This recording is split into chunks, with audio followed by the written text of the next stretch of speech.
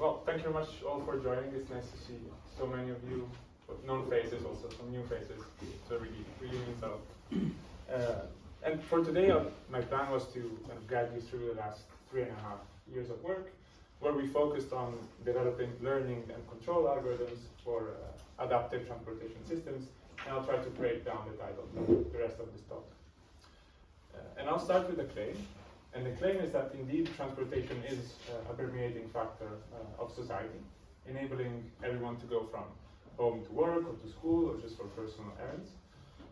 And it is widely recognized that investments in the transport sector usually have a positive payoff for society overall. However, the current paradigm of mobility involves the increase of private cars, and the numbers are continuously rising. And this is widely recognized to be unsustainable for the future of mobility for a number of different reasons. If you want, the biggest one, as you can probably imagine, is the impact on climate that transportation has. And to give you some numbers, transportation alone consumes approximately 1/3 of all energy in the European Union, and emissions are currently rising. And so a nice plot that I found very interesting is this one from the European Environment Agency in 2020, which shows the percentage increase or decrease of greenhouse gas emissions from different industrial factors, where values above 100 represent an increase percentage-wise, and values below 100 are decreased percentage-wise. And as you can see, while most industrial sectors, such as energy supply and agriculture, are currently decreasing their emissions, transport is the only one that is increasing its emissions, up to a 30% increase in 2016 compared to 1990. And these emissions, as you can see on the plot on the right, this shows how these emissions are partitioned among different transport modalities. And as you can see, the biggest kind of chunk of this pie is represented by emissions of cars. And therefore, as you can imagine, in an urban context, is probably where we have the biggest chance of impacting these emissions. And because of this, European strategies in 2016 and 2018 have put as very high priority the development of an efficient transportation system through tools such as digitalization, autonomy, sharing economy, and more generally, smart traffic management. Therefore, in this thesis, we kind of try to outline a possible way forward. And this way forward comes from the observation that an efficient transportation systems highly depends on how well supply and demand are adapted to each other. And specifically, we argue in favor of a paradigm shift, going from a current system-first perspective into what we like to call a user-first perspective.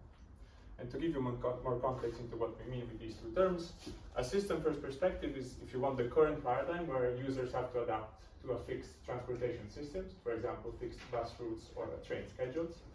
While a user-first system is where the supply of transportation dynamically adapts to potentially user needs and behaviors. And this is what we call an adaptive transportation system, which is also part of the title. However, developing an adaptive transportation system has its own challenges. First of all, if we imagine having like a single operator orchestrating a city-level transportation system, these obviously have to operate at high frequency. And therefore, kind of imagining human-controlled operators quickly becomes something impractical. And then, if we want to choose for going the way of an autonomous operator, these needs to effectively be able to learn continuously from the environment because of, for example, changing user needs, traffic congestions, and all these variabilities. And therefore, kind of static, rule-based operators, even if these are autonomous, cannot handle probably the complexity of real-world transportation systems. And so to us, it comes pretty natural to claim that in some sense, the next generation of system operators needs to be a generation of learning operators. And all of this comes into a context where we are witnessing various revolutions. For example, the revolution of data. So we're more and more generating data of our daily behaviors. And at the same time, we are witnessing a revolution of AI technologies and machine learning technologies. Because of this, we believe that transportation is, in a way, the perfect scenario for applications of machine learning. And so, in this thesis, our main contribution is to present different algorithmic components that can enable machine learning systems to operate within transportation systems. And we believe that transportation systems broadly need to acquire two fundamental capabilities. The first one is being able to understand and predict current mobility patterns from data. The second one, being able to convert this knowledge acquired from data into effective decisions at the supply level. And so following these two main desiderata, the thesis is also organized in two main parts. In this thesis, we contribute with 6 different research articles, which now in this talk I will kind of group in 4 main parts. In the first part of the presentation, perception and prediction, we want to build these predictive machines of mobility demand, and specifically we focus on highlighting 2 main capabilities that we believe this system should have, and we'll see more of this later on. In the second part of the thesis, we kind of switch gears and go into developing learning-based algorithms that actually take decisions on a transportation network. And before getting started, a little caveat. So I try to keep technological, technical details to a minimum, but in some cases the same contribution was rather technical. So to give you a visual clue, whenever you see this blue bounding box, it means that there is something a little bit more technical. However, it is meant to be pretty an independent block of context, and it should not touch too much the general flow of the presentation. So, getting to the first part, again, what we're trying to do in this first part of the thesis is develop predictive machines of mobility demand. And this was work done in collaboration with Donkey Republic, which is one of the main bike-sharing systems here in Copenhagen. And it resulted in 2 publications, one in Transportation Research Part C, one in Pattern Recognition, and it was also presented as a lecture session in TRB in 2020. And the main idea here is that we want to build predictive models of demand that are able to model what we call censored demand. And so before getting into the details, what do we even mean by when we say censored demand? And I think this is better understood through an example. So if we look at the case on the left, we have a bike-sharing system with 3 bikes available and 3 customers wanting to request for transportation. They will be able to do so, and so us as a service provider, we will be able to observe records of 3 rentals of bikes. On the other hand, in the case of the right, we now have 4 customers, and one of them will not be able to rent a bike. However, from what we can observe as service providers, these 2 situations are exactly the same, because the data that we record will still be looking at only 3 rentals of bikes. And so, more generally, we are describing a situation in which supply limits our capabilities of observing the true demand of a product or service. And it turns out that this has a name in statistics, and this is referred to as censoring. And therefore, we'll refer to observed or censored demand when we speak about the demand that we are able to observe from data. And we'll refer to latent or true demand where we talk about the actual necessity of mobility. And again, now we are in the context of building demand predictive models. So why should we care about all of these ideas about censoring? And here is again a pictorial example where we might hypothesize that we want to estimate through statistical models this true function here represented by this diagonal dashed line in the plot. And we want to estimate this function from data. And we have noisy observations represented by the red circles or crosses on the slide. And what differentiates between circles and crosses is whether these observations are actually affected by the censoring phenomenon or not. Because we are here hypothesizing a fixed supply S that limits our capabilities of observing the true functional pattern. And what we believe is that, and what we claim with this work, is that if we were to use traditional statistical tools to model this kind of data, what we would get is something like this on the slide, where the statistical model will be biased by the presence of the censoring product. Therefore, what we do in this work is that we extend the tool of Gaussian process, which is a very popular model belonging to the field of Bayesian statistics, for being able to deal with censored data. And before getting into how we do this, just a little introduction of what Gaussian processes are. Again, these are a very flexible model of any functional pattern, and they are attractive for a number of different reasons. One of them is that they have very nice probabilistic interpretation because they effectively define a distribution over all possible functional patterns that you can observe. And specifically what Gaussian processes do is that they define a prior distribution before observing any kind of data, here data represented by the black circles on the slide. And to give you some idea, each function on this plot represents a draw from this distribution over all possible functions. And therefore, what Gaussian processes do is that through Bayesian inference, they update this prior distribution, so before observing the data, into a posterior distribution, so a distribution of all possible patterns that are coherent with the data that we observe. And as you can see, the distribution kind of concentrates in the regions of observed data, but in those regions where we don't have observed data, we have this very nice interpretable measure of uncertainty given by this uncertainty bounds. So this is Gaussian processes in general. And we extend this framework in order to be able to censor data through the definition of a censored writer. And specifically, to give you some insight, what we do is that we kind of differentiate how we treat data points depending on whether these are censored or not. And so if these data points are not censored, so we can trust them, we will treat them as any kind of Gaussian process model would do, so with the Gaussian term and the likelihood. However, if the data points are censored, we encode this idea that the real observation must be either greater or equal than the current observation through a 1 minus CDF term. And therefore, given that we built this toolkit, let's go through what for an example experiment would look like. And so in this synthetic data case, we hypothesize the presence of a latent sinusoidal pattern that we want to estimate. And we want to estimate it through a specific number of observations, here represented again by the circles or crosses. And again, the circles represent data points in the neighborhood of the true function, while crosses are affected by censoring. And this setup is, despite its simplicity, is quite interesting because we have this unobservable latent function that we're going to estimate, but we also have censoring that emerges with meaningful structure. For example, here it is concentrated in the peaks of the sinusoidal form, which could represent like a peak in demand that we are not able to satisfy.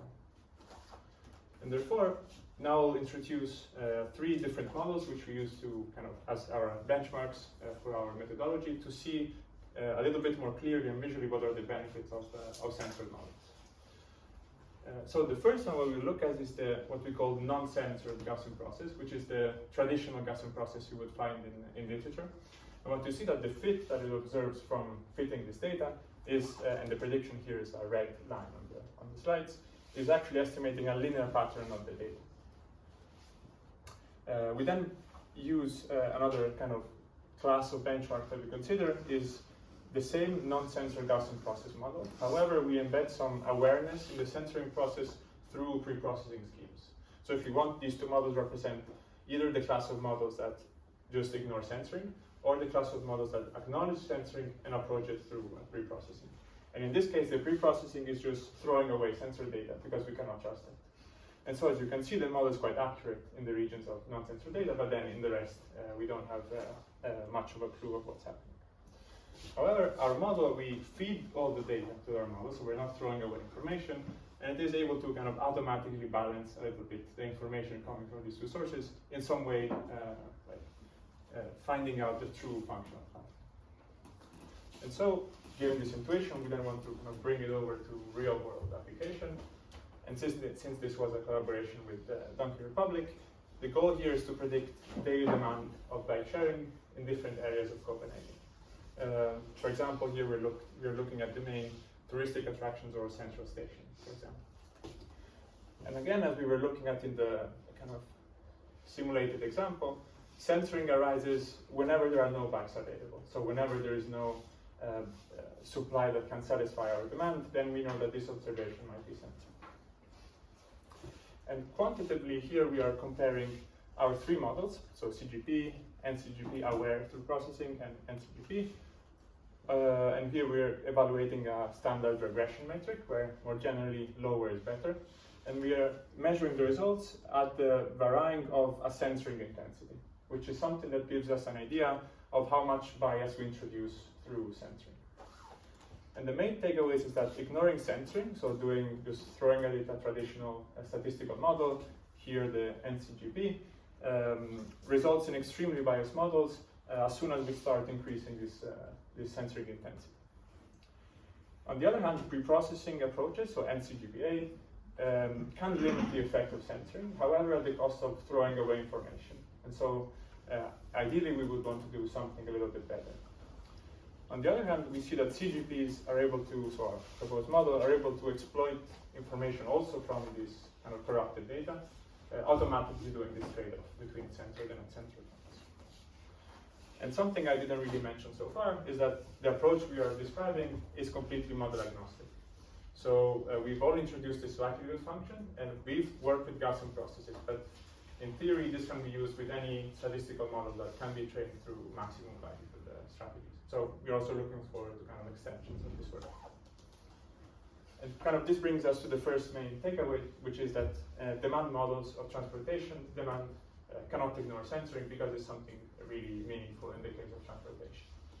And we've seen how we've been proposing a censored Gaussian process approach with several extensions, like being able to deal with multi-output settings, heteroscedastic noise, arbitrary likelihood functions, and we've evaluated its performance on different methods. So hoping I have convinced you of the first desiderata of predictive models, we kind of jump into the second one. And in this work, which has been published in pattern recognition earlier this year and presented at the ICML workshop last year, we go into the second desiderata, which is demand models need the ability to measure uncertainty about their predictions. And again, we start pretty generally, what do we mean by uncertainty? And in this case, the definition we will use is that uncertainty measures the extent to which we are confident about a prediction. And to give you again a visual example, we could imagine we have a sequence of measurements represented by the gray crosses here on the slides, and our goal might be to estimate a mean point for these observations.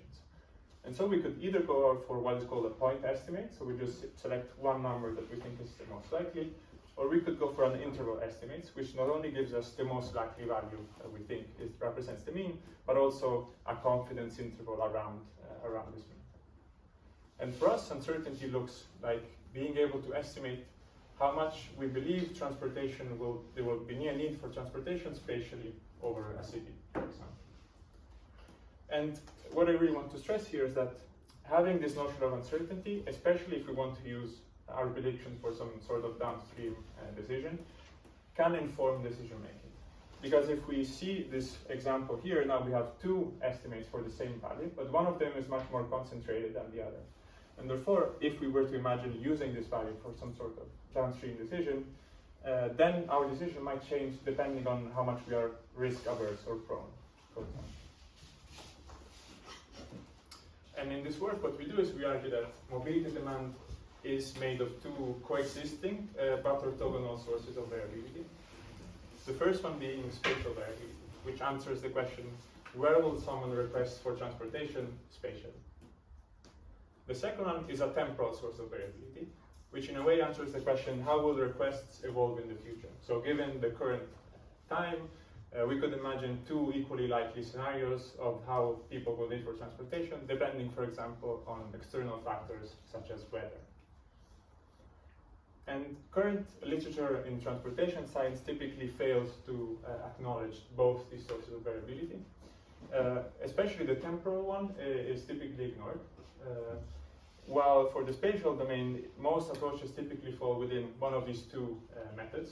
On one hand, we have a discretization approach, so we kind of impose some kind of discrete structure over our topology, and then we predict a specific number of demand for each of these bins. And the other one is going into the continuous domain through micro densities, so where we want to place a finite number of Gaussian blobs over space to represent demand. And what we argue is that, first of all, people ignore temporal variability, but also you can see how both these approaches can be limiting when we want to represent uncertainty over spatial domains, which might have rivers, parks, and things as such. Therefore, in this work, we propose a new model a generative model for transport demand. And it is a model that encodes both temporal and spatial variability, and we call it recurrent flow networks. So temporal uncertainty in our model is encoded through latent variables, and here using probabilistic graphical model notation, we stack a deterministic recurrent layer here represented by the H's with a stochastic state space model represented by C. And for the spatial uncertainty, we use normalizing flows, which are a generative model that can potentially represent very complex distributions over space. And in terms of applications, we analyze our work with three real-world mobility on demand systems, where we want to predict either the pickup demand, so where people will actually request for transportation, or drop-offs, so where will people want to be dropped off by some kind of system. And concretely, how our problems will look like is like here on the slide, on the image on the right. We will have a current snapshot of continuous GPS points representing current pickups from a taxi service, for example. And we want to predict one or more time steps in the future how this distribution will evolve spatially. And so here to give some visual overview, we are looking at our model compared to the mixture density, where we have an overlay of the city of New York, which is where our dataset was based. The red points represent actual observations of people being picked up. And then we see this distribution over space that is characterized by our two models. And so what this probabilistic model enables us is that we have, if you want, a simulator of demand over time, where we see these distributions warping. And before we get all of a headache, this is actually a fixed representation of the same video we were looking at before, at three specific time steps. And in this work, we highlight a number of desirable properties from these models. And these are, first of all, our models show pretty good long-term stability in terms of predictions. So we're able to, because of the temporal variability that we encode, we can better commit to a single kind of path, if you want, in the future. We have obviously this very nice probabilistic interpretation that we were talking about before. And then, because of normalizing flows, we can describe very fine-grained distributions of demand. And this is something you can maybe appreciate in like Central Park or in the Hudson River, so where this distribution is much sharper compared to like the mixture density blobs that we would be placing on top of the city. And so the second main takeaway is that demand models will probably need this ability to measure uncertainty on their predictions. And so with this, we have completed the first part of the thesis. And now we switch gears again and we go into the decision-making part of the thesis, where we will focus first on the limitations of the so-called predict then optimize approach, which is a sequential way of doing first prediction and then optimization. And then we'll devise an end-to-end machine learning framework to take decisions through reinforcement learning. And in this work, this was published earlier this year in Transportation Research Part C. And the main idea, maybe to better explain this, I think it's again nice to take an application-driven perspective.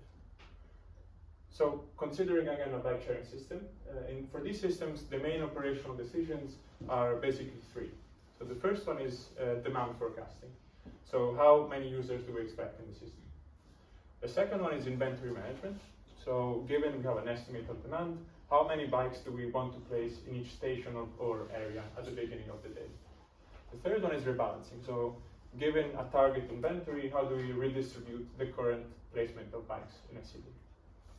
And typically these problems are solved pretty much independently among also typically very different communities.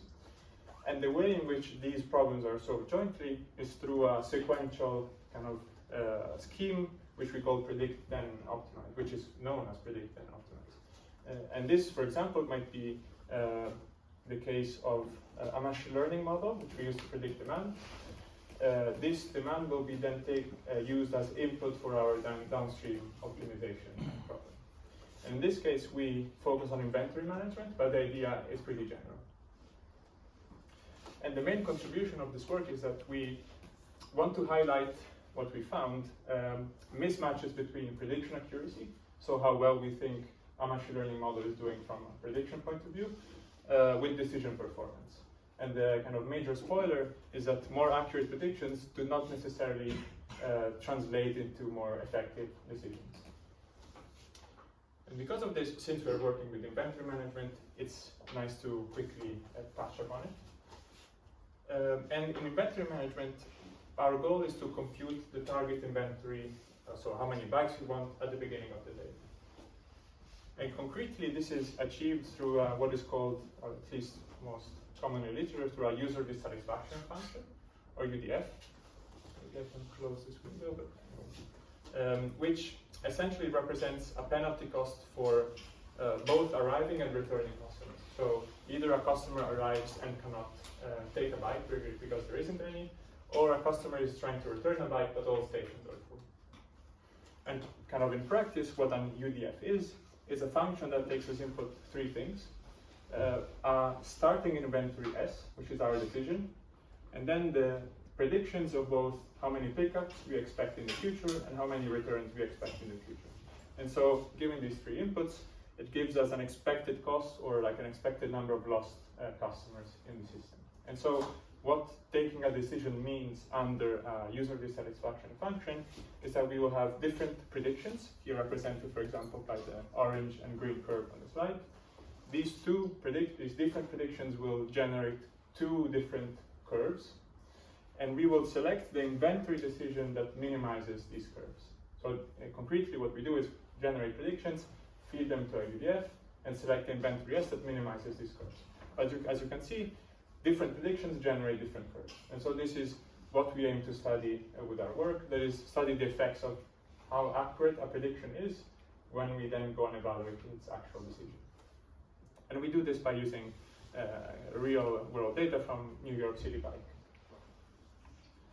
And we have an extensive experimentation I don't have time to cover, but I think to bring home the message, it's nice to go through a specific example. So here we are looking at, on the table, it's a quantitative result of the predictions of two different models. Not important what these models are for now. It is important to notice that one of them is better than the other, in particular the bold numbers are better. In the plots, we see the predictions of these two models compared to real observations of demand over 1 day, so it's 24 hours, for both pickups and returns. We are doing an hour-based prediction in this case. And what we can see is that from these slides, it's pretty evident that the second model, this MO-VPRNM, is clearly better because both from a quantitative perspective, we got better metrics, but also qualitatively, you can see that in the returns, it's clearly fitting better, at least in this peak of demand, in the pickups, and in the returns, they're more or less similar. So what we do is that we take these two predictions, feed them in our UDF, and see what happens downstream. What we see is that the situation is actually reversed. So the table has prolonged it, and we're looking at decision metrics. And cost is our metric of reference, so we're looking how many, like a measure of lost customers in the system. And we see how the better model achieves more than double kind of worse performance. And also the inventory decision is quite different. So we see like 11 bikes opposed to 32 bikes. And the reason here is that what we think also most literature kind of fails to acknowledge is that decisions, like the performance of decisions, depends on complex interactions of the prediction. So performance metrics at prediction time might not capture what is happening at decision time. And in particular here we can see how, just intuitively, the orange model is predicting a high demand of pickups, so a high number of bikes that we'll need, but a lower demand of bikes that will be returns. And so it expects that it will need to feed into the system more bikes, and this is also what we observe, so a higher inventory. And so kind of this leads into the third takeaway, that predictions and decisions cannot be computed independently because of these sort of interactions. And we have highlighted this through a number of experiments, and the models I was telling you to ignore are actually models we were proposing, and it is sort of part of the contribution of the paper. And now we go into the fourth and last part.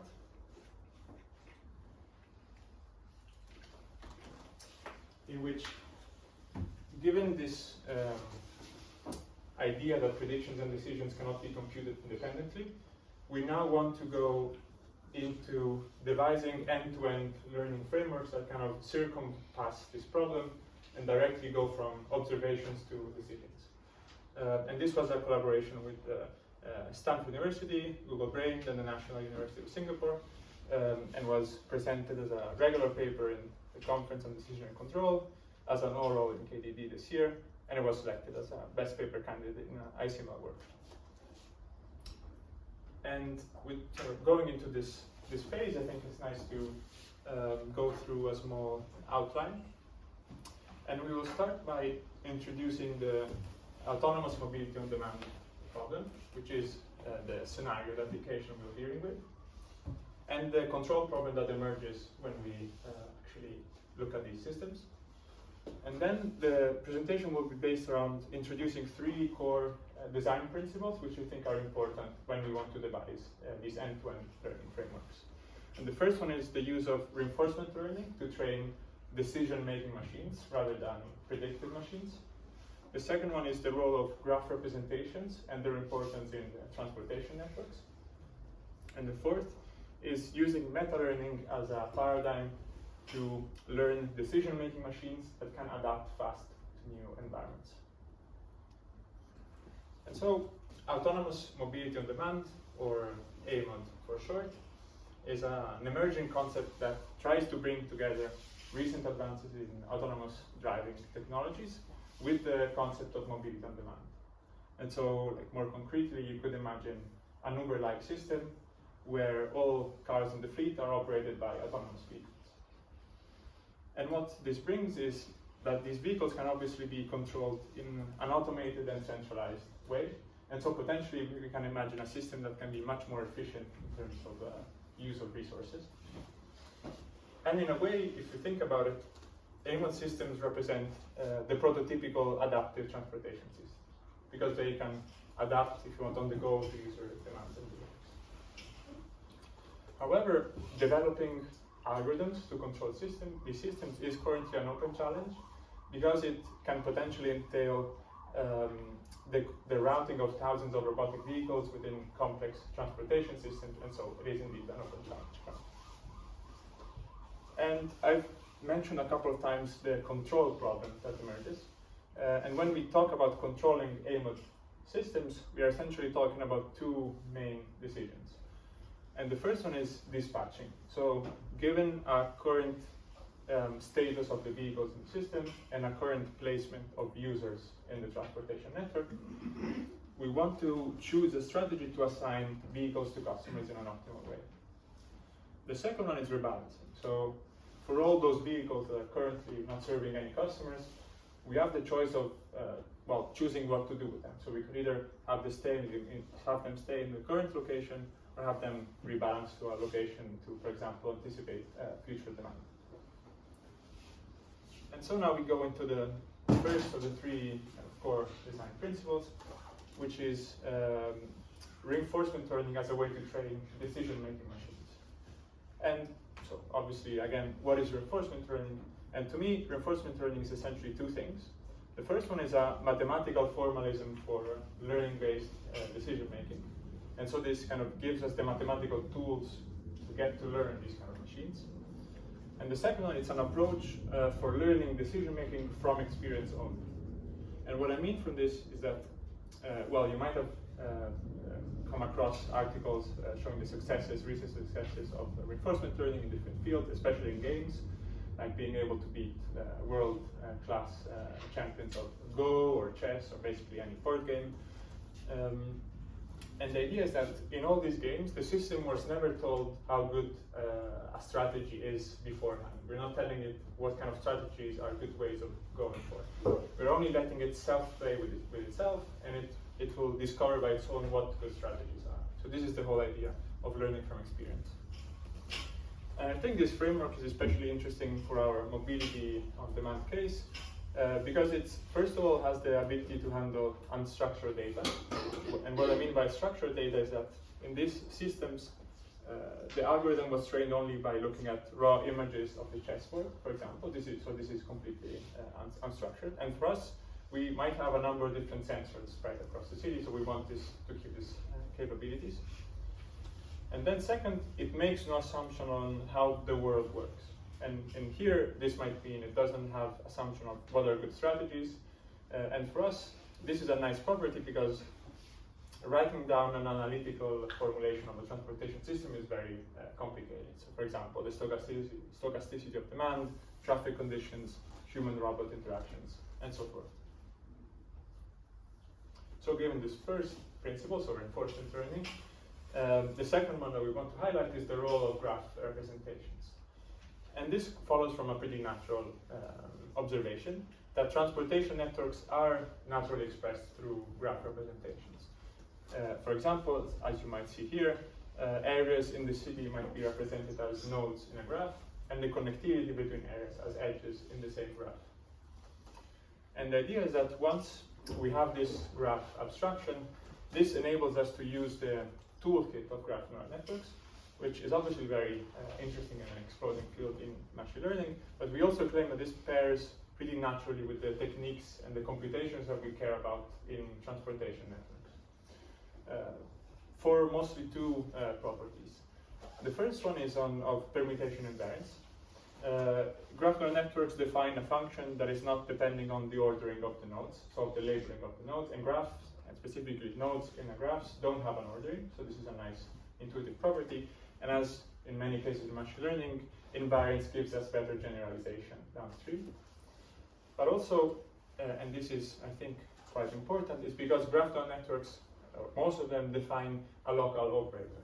So the function that we learn is something that doesn't parse the entire graph at once, that kind of parses the graph by going through all like nodes locally, if you want. And what this gives us is that once we have a local operator, this can be applied to potentially any graph, as long as we believe that the same local function generalizes to other graphs. And this, you can imagine, is a nice property because in transportation we might use the same scheme for different cities, which can be represented from by different graphs. And the third and last design principle is meta-learning. So right now we're kind of hinting at this idea of developing a reinforcement learning agent that is able to control a neighborhood system in a specific city. However, a real-world system will probably look like something that operates on different cities. And so the current reinforcement learning way of doing things would be to retrain from scratch in every city. And you can imagine that this feels a bit wrong in general. And it feels wrong because, well, very practically speaking, AMED operators cannot afford to retrain from scratch every time, also because training takes a lot, usually for reinforcement learning systems. But also more subtly is because there is little or no reuse of previous experience from other cities. And although different cities are quite different, you can imagine that if you want to control autonomous fleet, there is quite a lot of information you can carry and kind of exploit when you go from multiple cities. And this is exactly what meta-learning is actually doing. So meta-learning, in a way, proposes strategies to learn algorithms that learn better than learning tabula rasa. So in a way, kind of learning to learn a learning algorithm that is much more efficient than learning from scratch. And specifically, we use meta-reinforcement learning that gives us this mathematical objective, which we can then use to optimize our systems down the line. And obviously, I'm quite simplifying, but the idea is that meta-learning gives us an objective that enables us to adapt quickly from one environment to the other. And for us, an experiment, I think, is also nice to give an intuition of what an experiment actually is for us. So we have a data set from a bunch of different cities, and we use these data sets to kind of calibrate a simulator of mobility. And once we have a simulator, then we have an environment with which we can use our agent can kind of self-play and kind of learn from experience as it was doing in chess, for example. And what these kind of little bubbles are showing is that our agent that interacts with the system is developed in a way to keep in mind these three core design principles. So reinforcement learning, obviously, graph neural networks, and meta-learning. And then once we have something trained, we might deploy it to a new system. And so what we do in our case is that we have a data set from a number of different cities, or well, sub-regions of the same city, and we use this as a way to initialize our simulator. So our agent can interact with a simulator from all of these cities. And then once we train our agent, we deploy it to completely unseen topologies, in this case, San Francisco, New York, Brooklyn, and Shenzhen West. So this is the kind of experiment we're doing.